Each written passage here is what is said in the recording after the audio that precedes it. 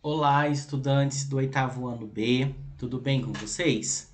Aqui é o professor Pablo e nós estamos iniciando aí mais uma aula da nossa disciplina de Ciências da Natureza, tá bom? Pessoal, só relembrando, né? Semana passada nós não tivemos aula porque as nossas aulas de ciências, né, a postagem delas cai na quarta-feira e a quarta-feira passada foi o feriado de 21 de abril, feriado de Tiradentes, tá certo? Então, eu estarei fazendo a postagem da aula hoje, né, dia 28, e com essa aula nós já vamos conseguir finalizar o nosso conteúdo, né, da apostila de abril. E daí também vale lembrar que essa é a última semana para vocês estarem realizando a apostila, porque a partir da semana que vem, né, a coordenação vai estar marcando uma data e vocês estarão fazendo a entrega dessa apostila na escola. E daí nós daremos início, né, à apostila do mês de maio, tá bom? Pessoal, nosso conteúdo de hoje é relacionado à parte das fontes de energia. Então, eu já dei uma aula com essa temática, né, dentro da disciplina de eletiva 1, porque o nosso projeto da disciplina da eletiva vai estar relacionado a esse conteúdo de fontes de energia. Então, muitas coisas que eu vou falar agora, eu já falei, né, já expliquei alguma coisa na disciplina da eletiva. Então, eu estou vindo agora fazer um reforço, né, acrescentar algumas informações, comentar alguma coisa que não foi comentado no conteúdo da eletiva. Mas nele já foi trabalhado esse conteúdo das fontes de energia, tá certo? Justamente por conta da questão do projeto que vai estar relacionado a essa temática. Então nós vimos, né, ali falando em relação à parte das fontes de energia, né, que elas vão ser recursos naturais e artificiais que são utilizados, né, pela sociedade como um todo e através disso é gerado a produção de energia, tá certo? E essa energia a gente utiliza para uma infinidade de coisas. Nós temos a energia elétrica, que é utilizada nas residências, nas lâmpadas, nas televisões, computadores, carregamento do celular, chuveiro, ferro de passar roupa, né? Nós vamos ter a energia que a gente utiliza para produzir combustíveis como a gasolina e o etanol, que serve para movimentar carros. Nós temos a energia nuclear, então reparem que ela é utilizada para uma infinidade de coisas. Só que nós temos o ponto aí que deve ser levado em consideração que muitas vezes essas fontes de energia, elas podem poluir o meio ambiente de alguma forma, né? E essa poluição, dependendo da fonte que está sendo aí utilizada, ela vai ser muito grande. E é uma preocupação a nível mundial essa questão dessa poluição que é gerada e também a questão de que algumas das fontes de energia elas são considerados recursos finitos, ou seja, em um determinado momento vai acabar. E como não é o ser humano que vai criar, nós temos o caso dos combustíveis fósseis, do petróleo, por exemplo, o ser humano ele faz a extração ali nas petrolíferas, mas não é o ser humano que está produzindo o petróleo. Então existe essa preocupação. E quando acabar, o que será feito? Né? Como que vai ser substituído?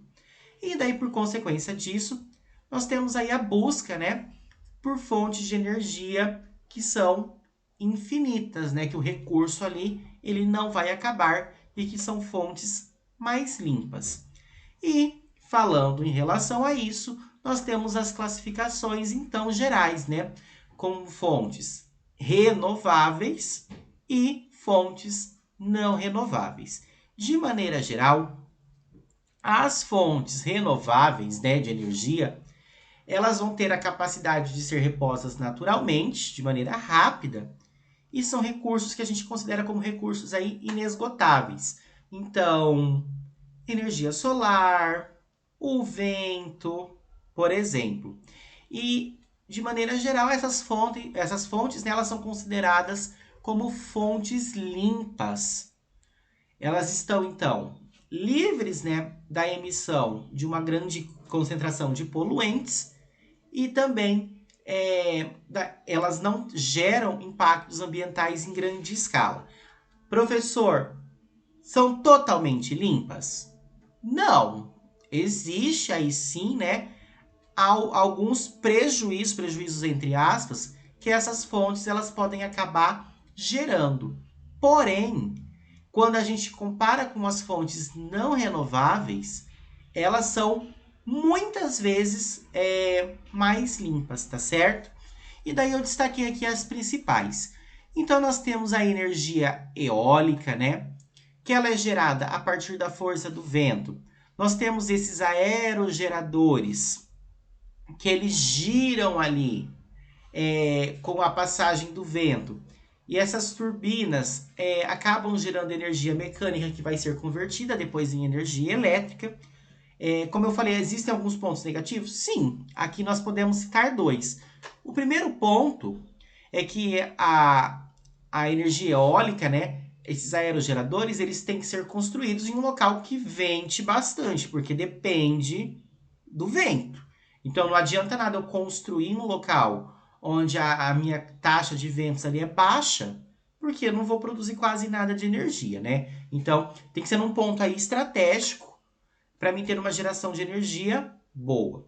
Outro ponto negativo é que a construção desses aerogeradores ela é bastante cara, então acaba tendo um gasto ali na construção muito elevado. Outra fonte de energia que nós temos, né, é a energia solar, que é a energia proveniente, né, da luz do sol. E essa energia ela tem crescido bastante nos últimos anos e através dela, né, nós fazemos a construção de placas fotovoltaicas, né? E essas placas muitas vezes elas são utilizadas nas residências. Em Itaporã, muitas das casas, se vocês observarem, já apresentam essas placas solares. Mas, professor, vai substituir a energia elétrica lá da Energisa? Não, não vai substituir. Ela entra como uma complementação. Então, através dessa energia solar, a sua residência vai passar a utilizar ela numa grande escala e a energia ali proveniente da energia elétrica, né, da Energisa, vai ser utilizada em escala baixa, ou seja, a conta de luz ali no começo do mês vai baixar consideravelmente. Tem ponto negativo, professor? Tem. Essas placas solares, elas são caras, né, para serem instaladas e só vai te dar um recurso financeiro, né, em termos de compensação lá da conta de luz normal depois de muitos anos, justamente por conta desse alto custo de instalação. Nós temos também, né, a fonte de energia mais utilizada no Brasil, que são as hidrelétricas, que é a energia ali proveniente, né, do aproveitamento das águas. Nós temos ela utilizada em larga escala no Brasil, justamente pelo potencial que o nosso país tem, né, quando a gente fala em recursos hídricos, que não é a realidade de todos os países. E nós temos aqui que é construído, então, uma grande represa. Vocês já devem ter passado ali pela hidrelétrica de Primavera, né? É construído uma grande represa, um grande reservatório de água. A água vai passar por dentro da hidrelétrica, né? E vai gerar turbinas e depois ela cai no rio. Então existe esse desnível. O reservatório ele fica mais elevado, o rio mais baixo, porque a tendência da água é descer e não subir. Então, passando por esses geradores dentro da hidrelétrica, é gerado ali a energia, tá bom? Nós temos também a biomassa, né? Que ela é proveniente da queima de substâncias de origem orgânica para a produção de energia. E nós temos, né, que ela ocorre por meio de combustão de materiais como a lenha, o bagaço da cana, outros resíduos agrícolas, restos florestais e até excrementos de animais. E ela é considerada uma energia do tipo renovável porque o dióxido de carbono que é produzido durante a queima ali, né, é utilizado pela própria vegetação na realização de fotossíntese. Então, ele acaba sendo consumido. Lembra que as plantas ali, elas fazem o processo de fotossíntese, elas consomem esse dióxido de carbono e emitem ali o oxigênio que a gente utiliza na respiração, tá certo? Nós temos também a energia das marés, né, que é a maré motriz, que ela vem, então, da subida e descida das marés para a produção de energia. Ela funciona como uma forma relativamente semelhante a uma barragem comum. São construídas, então, eclusas e diques, né, que permitem a entrada e a saída de água durante as cheias e as baixas das marés. E essa movimentação vai fazer com que as turbinas ali se movimentem, tá bom? Falando das fontes de energias não renováveis, como eu havia dito, são aquelas que elas são consideradas finitas, né? Ou seja, elas podem esgotar em um determinado momento e elas são, de maneira geral, extremamente poluentes. A principal que nós temos ali que nós podemos destacar, né? Que é até uma grande preocupação, seria o petróleo, tá certo? Que através ali dele, nós conseguimos produzir vários compostos, como por exemplo a gasolina que a gente usa nos automóveis. E daí eu destaquei aqui, né, a questão dos combustíveis fósseis, né? Como eu falei para vocês, esses combustíveis fósseis, então eles vão ser extraídos da natureza, não é o ser humano que está produzindo. Eles demoram milhares e milhares de anos para ficarem prontos, né? Vem da decomposição ali, da compostagem dos animais, de plantas que vão morrendo e vão ficando ali presos no fundo, né, do oceano, por exemplo.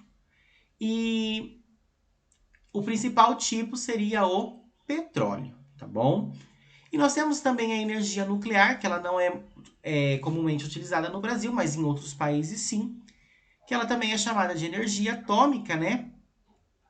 E ela vem, né, como o nome já diz, de materiais que são radioativos, né? E esses materiais radioativos, eles são extremamente prejudiciais não só para o meio ambiente como um todo, mas para o próprio ser humano, porque são materiais considerados cancerígenos. Então, acidentes nucleares, como já aconteceram, né? Nós temos o caso ali, por exemplo, de Chernobyl, acabam deixando uma grande poluição no meio ambiente que vai demorar muitos e muitos anos para se dissipar. O ser humano não consegue ir lá e limpar, né? Isso não tem como acontecer, certo? E daí nós temos também a questão aqui, né, que o lixo radioativo ele não tem um descarte correto. Eu não consigo jogar o lixo radioativo no lixo, literalmente falando. Ele precisa ser colocado dentro de containers. Esses containers eles vão ser totalmente vedados, né, totalmente isolados, e precisam ser jogados literalmente em algum lugar. Pode acontecer que eles são jogados no fundo do oceano, pode acontecer que eles são jogados para fora da atmosfera da Terra, mas o problema é, e se um container desses vazar, né? Então, imagine o prejuízo que vai causar para o oceano. Então, como eu havia dito, essas fontes, elas não são consideradas limpas, porém, são muito utilizadas atualmente, tá bom? Então, com base nessas informações, né, das fontes limpas e das fontes renováveis e das fontes não renováveis, vocês já conseguem aí resolver as questões que estão na nossa apostila, tá bom? Do mais, tenham uma excelente semana, bons estudos. Caso fique alguma dúvida, algum questionamento, vocês podem estar entrando em contato comigo no particular, que eu estarei atendendo a cada um de vocês, tá bom? Então, excelente semana. Até logo!